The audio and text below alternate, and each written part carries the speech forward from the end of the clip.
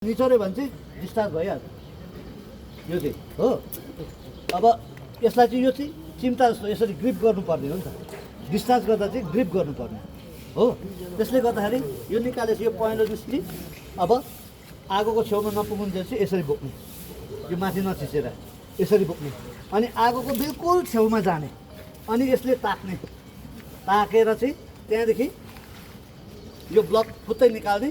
त्यहाँदेखि चाहिँ के गर्ने, पहिला चाहिँ यो तोडिराख्ने, ब्लक पनि निकाल्ने। यसरी नै यसलाई तोडौँ, आगो बालिरहेको छैन यसलाई तोडिदिउँ। यो तोड्यो, यो तोड्यो, तोडेपछि यो निस्क्यो, निस्केपछि यो ब्लक अब बोक्दा चाहिँ यसरी बोक्ने।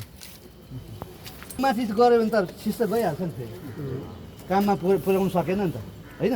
त्यसले गर्दाखेरि चाहिँ अब यसलाई यो यसरी राखेको हुन्छ होइन, ठक्कै कुदेर जाने, अन्त त्यहाँदेखि एम गर्ने, बिल्कुल नजिक जाने, सजिलो बस्ने हो। एम गर्ने, किनभने भर्खर त बल्नु थाल्दैछ, इन्जिनको भित्र लागेको छ, भर्खर बल्दैछ हो। अब वरिपरिको मान्छेहरू एकछिन हटाइदियो हो, सबैजना बाहिर गऱ्यो, अनि आफूले चाहिँ मजाले एम गर्यो हो, अनि मजाले स्क्विज गर्ने, यो पारेर स्क्विज गर्यो, यस्तो यस्तो ग्रिप गर्यो भने यसबाट प्रेसर जुन 7-8 फिट लामो प्रेसर निस्किन्छ, जुन जेट निस्किन्छ, जेट 7-8 फिट लामो हुन्छ, प्रेसरमा जान्छ पाउडर।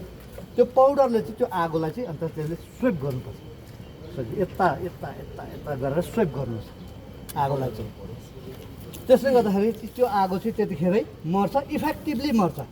जस्तै अघि पानी हाल्दा मरेको थिएन नि, यसमा चाहिँ के भन्दैछ भने एबिसी लेख्दैछ नि यहाँ। अब यसको विषयमा म भन्छु अलिकति। अब आगो चाहिँ ए बनाएको चाहिँ यो पानी हाल्दा मर्छ, सिम्पल। काठ हो, जुट, बोरासोरा यो के अरे अब नर्मल फायर भनौँ न, जो चाहिँ पानी हाल्दा मर्ने, त्यसलाई चाहिँ ए क्लास भन्छ। बी भनेको चाहिँ ओइल फायर। ओइल फायर भनेको चाहिँ अब त्यो अलगै हो। अब जस्तै पानी तेल जलिरहेको छ, हामीले पानी ल्याएर हालिदियो, झन् पड्किन्छ, अनि पानी मुनि गएर बस्छ, तेल माथि आउँछ, बलेको बलै गर्छ, मर्दैन।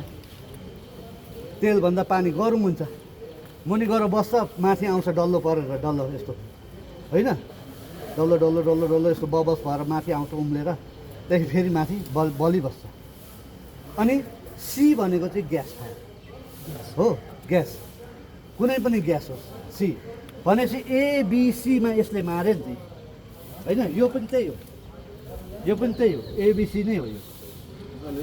यसमा लेखेको छैन तर डिजाइन एउटै हो, यो हो। अन्त एबिसी भनेपछि हामीहरूको त्यो अब गाडीमा लाग्ने आगो बी क्लासको हुन्छ। आइदर के गर्छ त्यसमा के अरे हाम्रो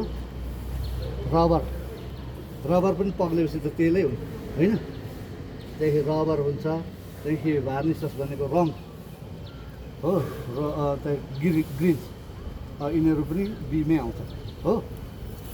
त्यसमा आगोले पक्रेपछि मर्दैन। ग्रिजमै पनि हेर्नुहोस् तपाईँहरूले, रङमा आगो पक्रेपछि मर्दैन पानी हाल्छ। त्यसले गर्दाखेरि इफेक्टिभ चाहिँ यसले मार्छ भनेपछि हामीले गाडी सेफ गऱ्यो, हाम्रो गाडीभित्र भएको मान्छेहरू पनि हामीले सेफ गऱ्यो। त्यति गरेपछि फेरि एकछिन त अब अशान्ति हुन्छ नि त होइन, एकछिन अशान्ति हुन्छ, त्यहाँदेखि एकछिनमा अब चेकहरू गरिन्छ ओरिन्छ, बाटोमा बास बस्नु पर्दैन। त्यहाँदेखि फेरि पेसेन्जर हाल्यो ओऱ्यो हो, आफूलाई कन्फर्म मेरो गाडी सेफ छ भनेपछि फेरि स्टार्ट गऱ्यो, स्टार्ट भइदियो भने फेरि बोकेर लिएर आउने हो होइन। त्यसले गर्दाखेरि हतियार चाहिँ एकदमै जरुरी छ। त्यो भयो। यो चाहिँ अब CO2 हो, यसले चाहिँ के गर्छ, यसले चाहिँ के गर्छ, पाउडरले के गर्छ भन्दाखेरि अक्सिजन जो हुन्छ नि, अक्सिजन आगो बल्नुको लागि अक्सिजनको पनि जरुरी छ।